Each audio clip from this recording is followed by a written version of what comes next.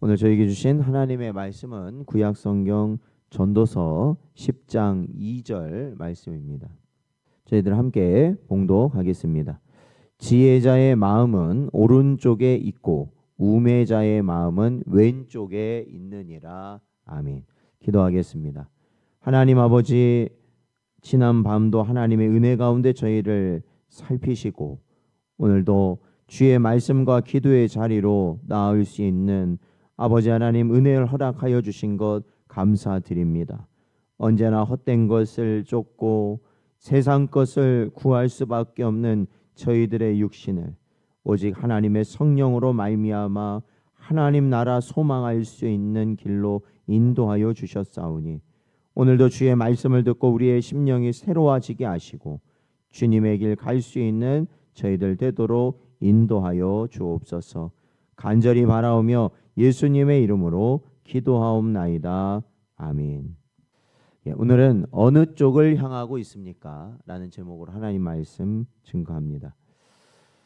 어제 저희들이 살펴보았던 전도서 10장 1절에서 솔로몬은 죽은 파리들이 향기름을 악취가 나게 한다라고 말하였습니다. 이는 아주 작은 우매함, 즉 죄가 지혜와 종기를 무너뜨릴 수 있음을 경고한 말씀이다라고 할 수 있습니다. 그래서 우리 성도들도 우리의 작은 말 한마디 그리고 행동 하나, 이 그릇된 이러한 모습들이 주님의 십자가를 욕되게 할 수 있다라는 것을 우리가 항상 명심하고 우리 자신을 살펴야 된다 말씀드렸습니다. 그러기에 우리는 아무리 좋은 평판과 신앙을 가지고 있어도 이 사소한 죄악이나 미련한 선택 하나로 그것을 무너뜨릴 수 있다라는 것입니다. 이 말씀에 이어 2절에서는 우매와 지혜의 근본적인 차이를 마음이 향한 방향으로 설명하고 있습니다. 마음이 어디를 향하느냐에 따라 삶의 방향, 판단, 행동이 결정된다라는 것입니다. 오늘 본문은 지혜자의 마음은 오른쪽에, 우매자의 마음은 왼쪽에 있다라고 말합니다. 그러니까 완전히 서로 다른 방향에 있는 것이죠. 여기서 이 오른쪽이라는 표현과 왼쪽이라는 표현은 단순히 이게 공간적으로 나누고 있는 그러한 표현으로만 보는 게 아니라 이 성경에서는 이 오른쪽과 왼쪽이 상징하는 바가 있다라는 것입니다. 오른쪽은 힘과 영광, 구원의 자리를 상징하고 왼쪽은 심판과 멸망을 의미하는 것입니다.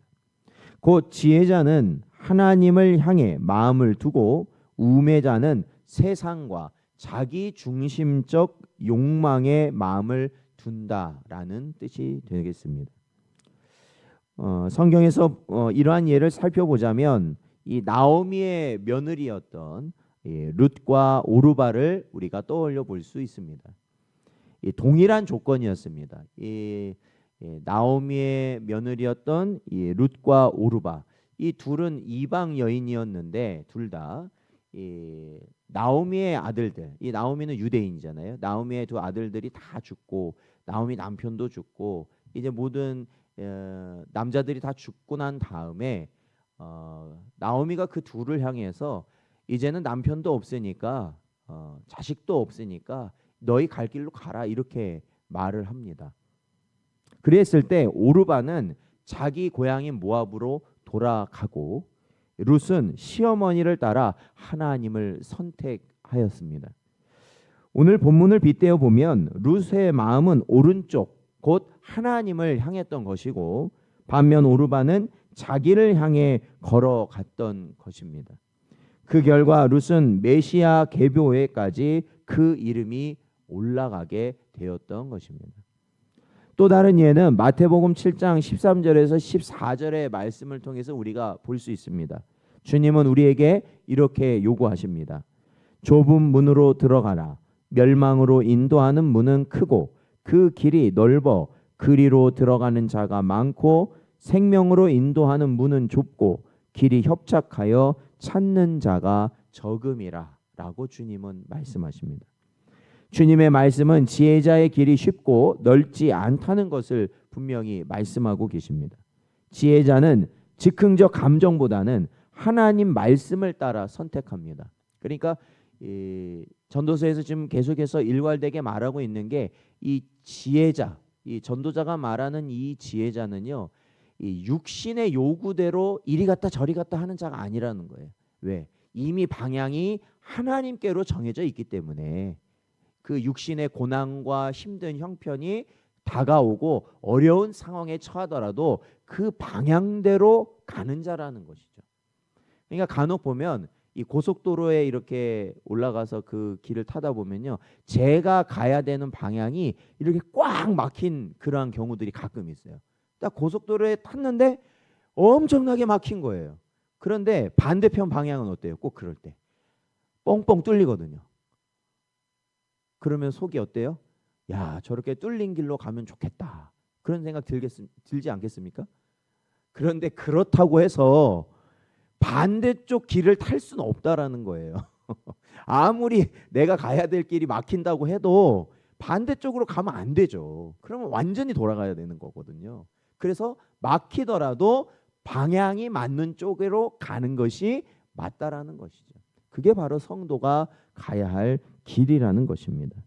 그러기에 지혜자는 즉흥적 감정보다는 하나님 말씀을 따라 언제나 선택하며 가야 된다. 반대로 우매자는 자신의 쾌락과 그리고 많은 사람이 가는 길을 가요. 많은 사람들. 다른 사람이 좋아하는 것을 좋아하고, 다른 사람들이 원하는 것을 원하고, 다른 사람이 하는 것을 하고자 하는 것, 그것이 결국 이 우매자의 선택이 된다라는 것입니다. 그러기에 사랑하는 성도 여러분, 언제나 좁은 길, 그리고 하나님을 향하는 그 길을 선택하여 나아가는 여러분 되시기를 축원드립니다. 그것이 우리가 가야 할 길이에요. 마음은 곧 인격의 중심입니다. 주님은 내 보물이 있는 그곳에는 내 마음도 있다라고 말씀하시는 거죠.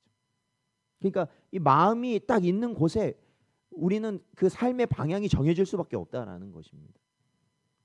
우리가 무엇에 시간을 쓰고 무엇을 기뻐하고 어떤 판단을 내리느냐는 우리 마음이 어디에 있느냐를 분명하게 드러낸다라는 것입니다. 그러니까 우리가 한 번을 드리는 예배, 우리가 보통 이 주일 예배를 기준으로 하여서 모든 예배를 드리는 삶을 사는데, 우리가 이 주 6일 동안 6일 동안 어느 곳에 마음을 두고 있느냐, 그것이 결국 우리가 주일에 하나님께 온전한 마음으로 예배를 드릴 수 있느냐 없느냐를 결정짓게 된다는 것입니다. 사실은 주 6일을 다른 곳에 마음에 두고 있다가 주일에 하나님께 마음을 둔다? 이건 거의 불가능한 일이거든요. 항상 어떻게 해야 되는 겁니까? 항상 내가 매일같이 하나님께 마음을 두고 있을 때 우리가 주일에 하나님께 온전한 예배를 또 드릴 수 있는 것이거든요. 청교도였던 리차드 백스터 목사는 병으로 죽어가던 중에도 나는 죽기를 원치 않지만 주께서 부르신다면 기꺼이 가겠다라고 이렇게 고백했다고 합니다. 그의 마음은 하나님께 고정되어 있었고 삶과 죽음 앞에서도 흔들리지 않았던 것입니다. 지혜자의 마음은 날마다 하나님을 향하였어. 오늘 본문으로 보자면 오른쪽으로 곧 하나님의 뜻을 향해 가는 자들이 되어야 될 줄로 믿습니다. 그것이 나에게 큰 어려움으로 다가오는 것이라 할지라도 방향이 맞다면 그 길을 우리는 반드시 가야 된다라는 것입니다.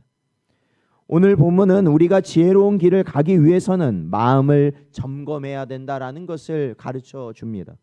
외적인 행위 이전에 마음의 방향을 바로 잡는 것이 가장 중요하다라는 것이죠. 마음이 오른쪽 곧 하나님의 말씀과 뜻을 향해 있을 때 우리는 우매하지 않는 삶, 즉 이 죄를 짓지 않고 하나님이 우리에게 허락하신 존귀한 삶을 살아가게 된다라는 것입니다.